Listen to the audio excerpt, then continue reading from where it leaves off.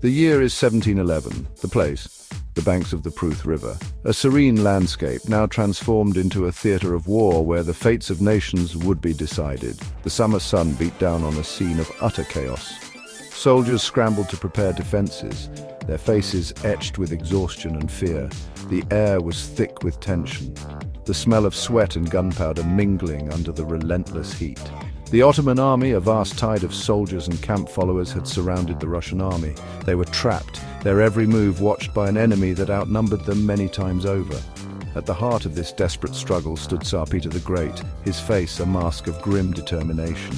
He was not merely a leader, but a symbol of Russia's aspirations, a man who carried the weight of an empire on his shoulders. The fate of Russia and Peter's own dreams of imperial glory hung precariously in the balance.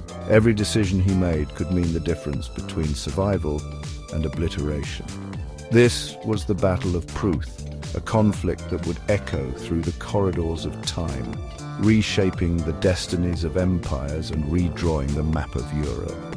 It was a moment where history itself seemed to hold its breath. The Ottomans, under Sultan Mehmet III, sensed the kill. Their forces were vast, their confidence unshaken. They believed victory was within their grasp. The Russians, exhausted and outnumbered, seemed destined for annihilation. Their supplies were dwindling, their morale stretched to the breaking point. Yet, amidst the despair, a flicker of hope remained. But Peter the Great was not a man to yield easily. He rallied his men, inspiring them with his unyielding resolve. To him, surrender was not an option. He was a ruler of immense ambition, a visionary who sought to drag Russia from its medieval slumber and forge it into a modern European power. His dreams were as vast as the empire he sought to build. The stakes at Pruth were unimaginably high. This was not just a battle, it was a crucible, a test of endurance, strategy, and sheer willpower.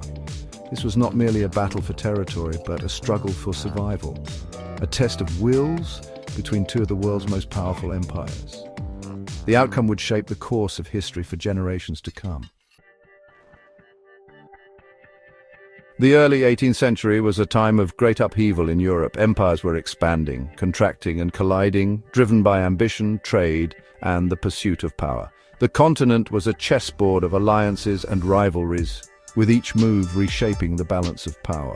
The once mighty Ottoman Empire, stretching from the Balkans to the Persian Gulf, was slowly waning. Its vast territories, once the envy of Europe, were now under pressure from internal strife and external threats. Yet it remained a dominant force, its cultural and military legacy still commanding respect. The Ottoman armies, though no longer invincible, were still a force to be reckoned with. Their discipline and ferocity on the battlefield were legendary, and their presence loomed large over the region. Meanwhile, in the north, a new force was rising: Russia. Emerging from centuries of isolation, it was beginning to assert itself on the European stage. The vast, cold expanse of the Russian landscape was home to a people determined to make their mark on history. Under the visionary leadership of Peter the Great, Russia was undergoing a radical transformation. Peter's ambition knew no bounds. He sought to modernize his nation, drawing inspiration from the West to reform its military, economy, and society. Peter, obsessed with modernization, was determined to break through Russia's landlocked isolation and secure access to the warm waters of the south. He believed that control of the seas was the key to Russia's future prosperity and power.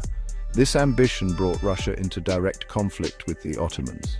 The two empires, each with their own vision of dominance, were on a collision course. Diplomacy faltered and tensions escalated as both sides prepared for war. The Black Sea, a vital waterway for trade and power projection, became a point of contention. Its strategic importance made it a prize that neither empire was willing to relinquish. For the Ottomans, it was their inner sea, the gateway to their heartland. It was a lifeline for trade and a symbol of their enduring strength in the region. For Peter, it was the key to unlocking Russia's potential. Control of the Black Sea would open new trade routes, strengthen his navy, and cement Russia's place as a major power. The stage was set for a clash of titans. Two empires, each with their own ambitions and strengths, were about to engage in a struggle that would shape the future of the region for generations to come. Baltacı Mehmet Pasha, the Ottoman Grand Vizier, was a seasoned campaigner. Rising through the ranks of the Ottoman system, he had proven himself time and again on the battlefield. His reputation as a shrewd strategist and a fearless leader preceded him, earning him both respect and fear among his peers and adversaries. Known for his courage and decisiveness, he was determined to teach the ambitious Russian Tsar a lesson. Mehmet Pasha understood the stakes of this confrontation. It wasn't just about military dominance, it was about preserving the honor and sovereignty of the Ottoman Empire. He had at his disposal a vast army, bolstered by the famed Janissaries, the Sultan's elite slave soldiers. These warriors, trained from a young age, were the backbone of the Ottoman military machine, renowned for their discipline and ferocity in battle. Peter, on the other hand, was leading an army far from home, its supply lines stretched thin. The Russian Tsar had embarked on this campaign with grand ambitions, but the challenges of waging war in unfamiliar territory were beginning to take their toll. His troops, though modernized and equipped with European weaponry, were weary from years of campaigning. The harsh conditions and the relentless pace of their advance had sapped their strength, leaving them vulnerable to the seasoned Ottoman forces. The two leaders were a study in contrasts. Mehmet, a product of the Ottoman system, was a stern, imposing figure, steeped in the traditions of his empire. His leadership style was rooted in discipline and a deep understanding of Ottoman military doctrine. Peter, a towering giant of a man with a restless energy, was a revolutionary in his own right, a monarch who had not hesitated to challenge the ancient customs of his own land. His vision for Russia was one of modernization and reform, and he saw this campaign as a crucial step in asserting his nation's power on the world stage. Their armies, too, reflected their contrasting backgrounds. The Ottomans, a colorful tapestry of different cultures and fighting styles, a blend of tradition and diversity that had been the hallmark of their empire for centuries. The Russians, on the other hand, were a more disciplined European-style force. Peter's reforms had transformed his army into a formidable fighting machine, but the question remained, would it be enough to overcome the seasoned and diverse Ottoman forces? The battle began with a roar of Ottoman artillery. Cannons thundered, sending showers of iron and fire crashing down on the Russian positions. The Janissaries, their attacks preceded by a terrifying din of drums and pipes, surged forward with fanatical zeal. The Russians, outnumbered and outgunned, fought with desperate courage. But the Ottoman noose was tightening. Peter, his dreams of a Black Sea empire seemingly turning to ashes, found himself trapped. The Pruth River, meant to be a natural barrier, had become a death trap. The Ottoman army had surrounded the Russians on three sides, their backs to the river. Ammunition ran low. Hunger and thirst gnawed at the morale of the Russian troops. Desertions began to increase. The situation seemed hopeless. Yet in this darkest hour, Peter's cunning and resolve did not desert him. He devised a desperate plan, a gamble that could either save his army or lead to its complete annihilation. Under the cover of darkness, he sent a small delegation to the Ottoman camp, bearing gifts and a plea for peace. Among the gifts was Catherine, his wife and future Empress of Russia, and, well, a considerable amount of gold. The Ottoman leadership was divided. Some, recognizing the Russian plight, advocated for accepting the peace offer. Others, sensing total victory, urged Baltacı Mehmet Pasha to press home the attack.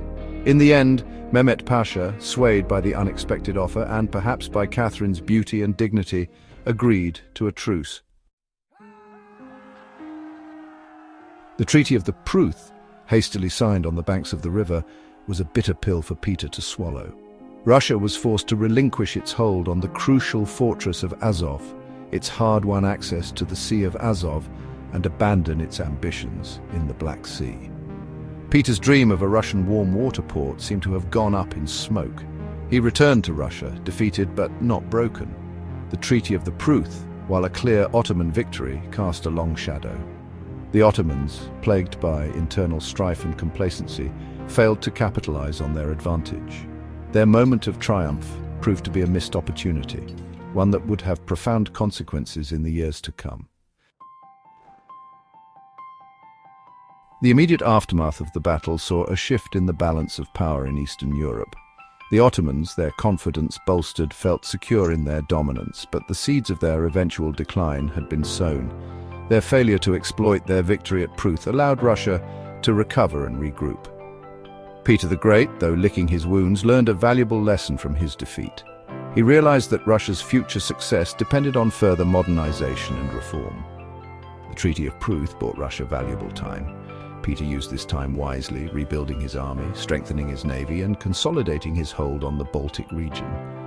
The stage was set for a rematch, for a future clash that would reshape the map of Eastern Europe forever. The Battle of Pruth, though a tactical defeat for Russia, proved to be a strategic turning point. It highlighted the growing power of Russia and the gradual decline of the Ottoman Empire. It also revealed the strategic genius of Peter the Great, who, even in defeat, showed a remarkable ability to salvage something from the jaws of disaster. The battle also had a profound impact on the lives of millions. The Ottoman victory at Pruth delayed but did not stop the Russian advance. It merely postponed the inevitable.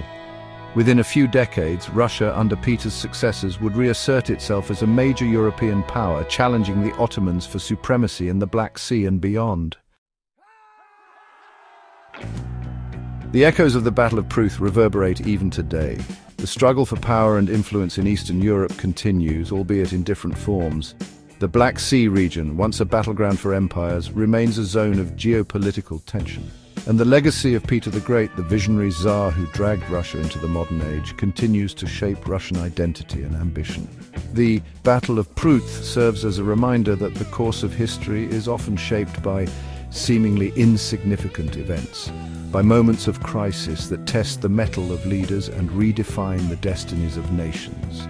It is a story of ambition and resilience, of triumph and tragedy, a stark reminder that the sands of power are always shifting.